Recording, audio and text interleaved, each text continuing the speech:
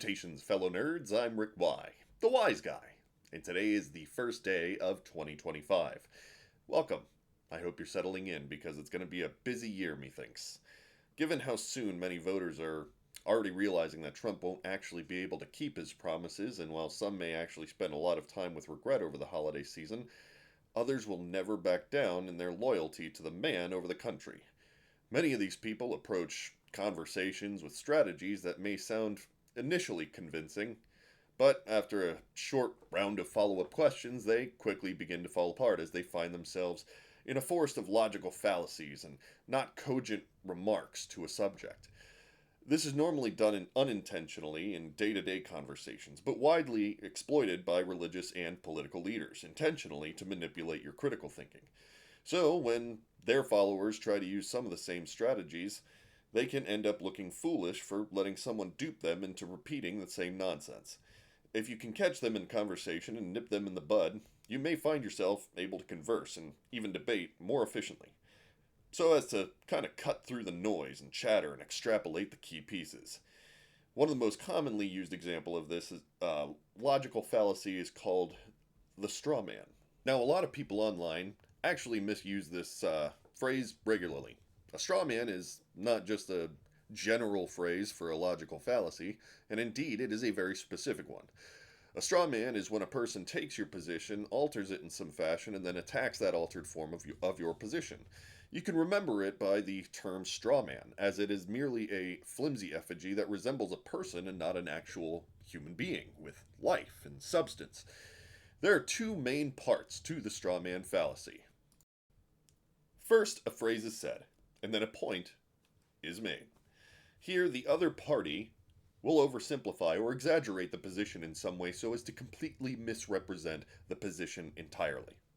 The second part is to then ignore the original premise and then focus on the newer, less accurate, or even completely false representation of the original argument. Usually points of evidence that are completely irrelevant to the topic being discussed are then brought out, and a debate or even simple discussion can get derailed entirely. One example of this is often used in the debate about the Second Amendment. While person A could make a point by saying, "Listen, I understand that there are many firearm enthusiasts in the country.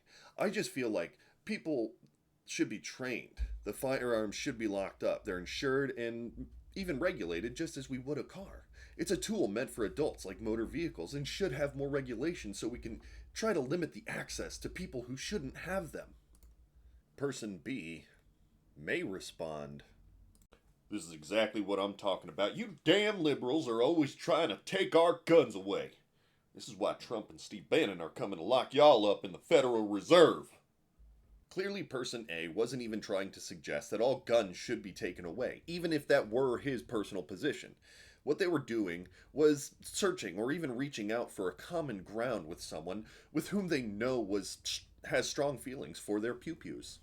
Yet, instead of trying to discuss the intricacies of what would involve a robust National Firearm Regulatory Commission, or NFIRC, person B took the position of person A and exaggerated the premise, which completely undermined their position entirely.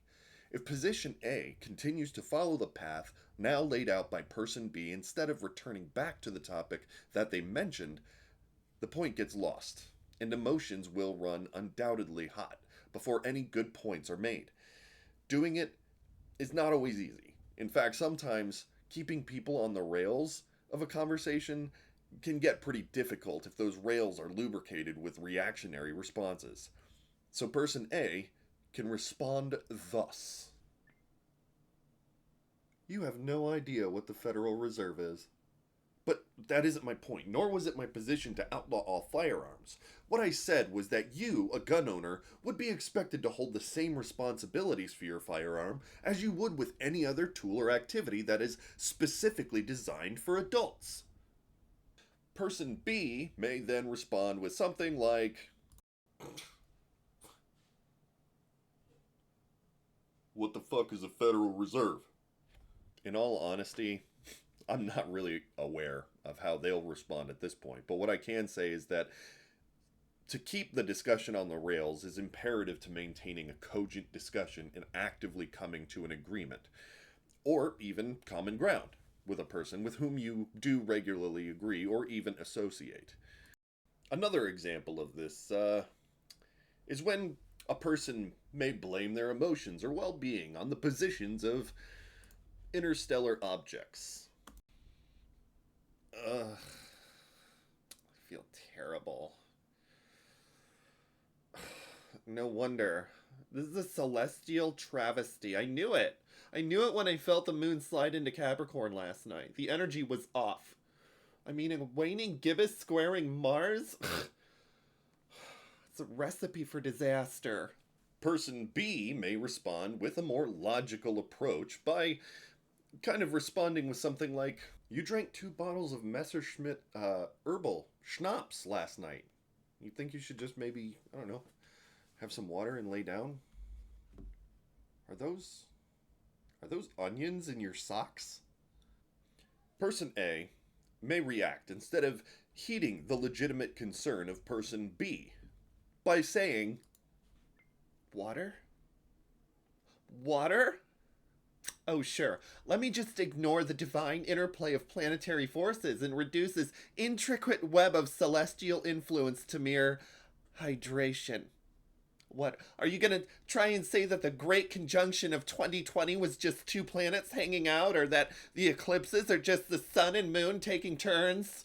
I am an astral being, not a fern. It's giving earth sign energy, and I don't have the time. Even if person B also subscribed to astrology, none of that was the point that he made. At this point, person B could easily tell person A that they could be very right about all of these things and still just be dehydrated. This maintains focus on the topic of replenishment of necessary fluids and not cosmic goings on, as even celestial beings are susceptible to dehydration.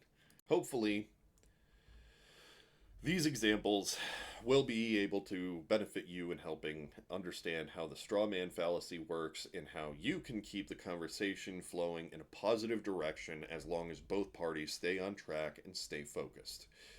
This can be a little difficult, so if you need to, take notes. There's nothing insulting about trying to make sure that you retain every important detail of a person's position. I wouldn't find it insulting at all. In fact, on the contrary, I would find it flattering that someone would be so focused and listening instead of speaking if I were in the position to speak upon an important subject. Just remember to dismantle any outrageous premise that the other person may try and make in order to sidetrack the discussion into totally different places, because this is how communication can break down. The more of these fallacies that you're aware of, the more that you can kind of cut through the noise and just stick to the important topic that you wanted to start the entire conversation about to begin with. Strategies like these will help you to stay informed, stay engaged, and stay decent. Y'all come back now. You hear?